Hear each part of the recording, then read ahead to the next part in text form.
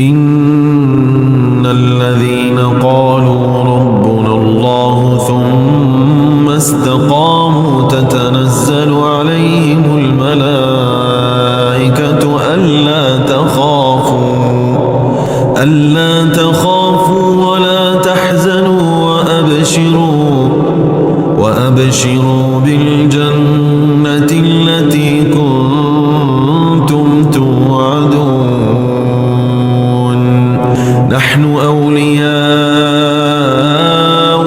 في الحياة الدنيا وفي الآخرة ولكم فيها ما تشتهي أنفسكم ولكم فيها